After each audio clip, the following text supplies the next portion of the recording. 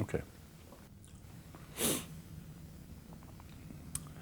I myself admire very much the art of H.R.Giger, not because just of that supreme technical skill that goes into the work, but just the depth of his psychological insight, the profound understanding of the psyche that goes way beyond anything that is known in traditional psychiatry. But it actually reflects extremely well what we discovered in consciousness research, with some tools, that very powerfully open up the psyche. I spent many years working clinically with psychedelics, and then in the last about 25 years, my wife and I developed something called holotropic breathing, which also generates experiences very similar to psychedelic sessions. And I don't know any other artist who really portrays so accurately, so realistically, the experiences from the depth of the psyche. I had the chance to spend some time with Oliver Stone, the film producer from Hollywood, from Santa Barbara. And we had a discussion about H.R.Giger. He's also a great admirer of his.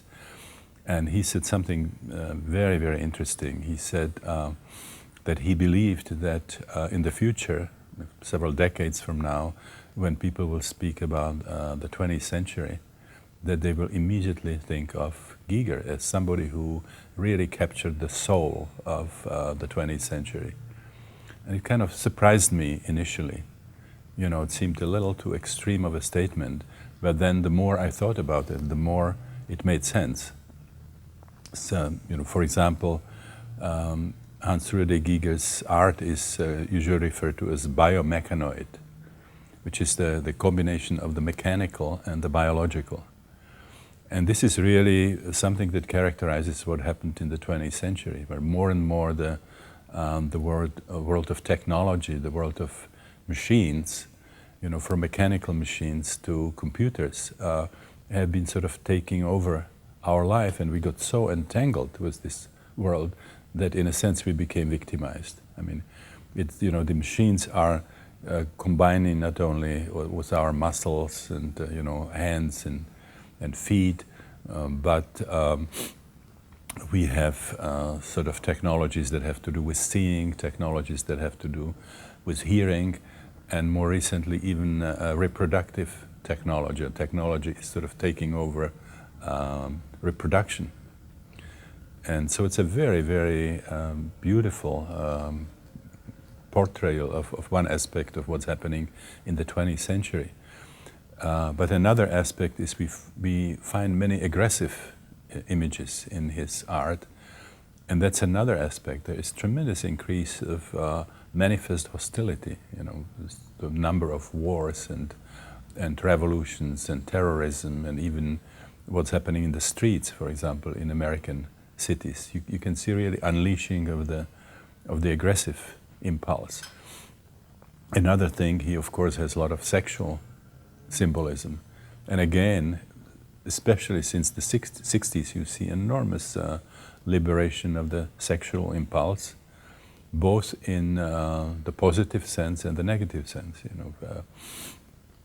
a sort of sexual freedom of the young generation, open marriage, gay liberation, but also increase, of all kinds of aberrations, sexual aberrations, like if you see the sort of world and underworld of San Francisco and so on, or just looking at the movies. If you compare the movies from the 50s and from the 90s, there is hardly anything that has not yet been portrayed in these movies. Then another aspect that you find in his art is the demonic. And again, you see a lot of the demonic elements that are coming up, from Charles Manson and LaVey's Satanic Church in San Francisco to the terrorists. The activities certainly have many kind of a satanic aspects. But then there is one element in H.R.Giger's art that is kind of surprising and seems to be confusing. And this is where I found that he's a real genius, that he's ahead of today's psychology.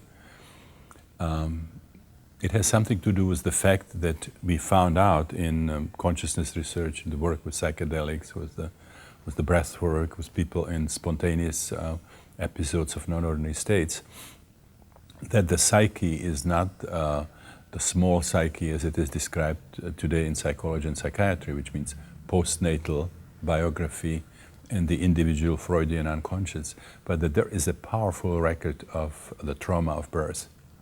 And you can sort of see how people have very specific, powerful experiences as they relive the different stages of birth.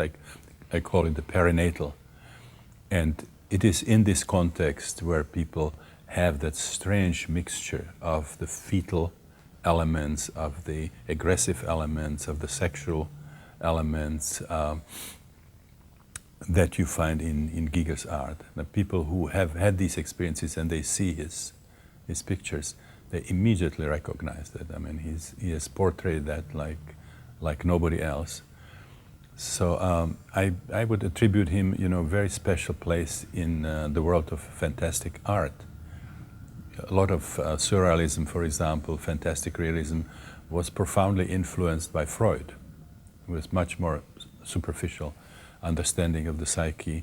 And in many of the surrealist pictures, like Salvador Dali and so on, you see certainly surprising juxtaposition of images, but a lot of it is a kind of a mannerism. It does not have the depth of sort of psychological understanding. It's a surprising juxtaposition of images, but it does not reflect correctly the dynamics of the psyche.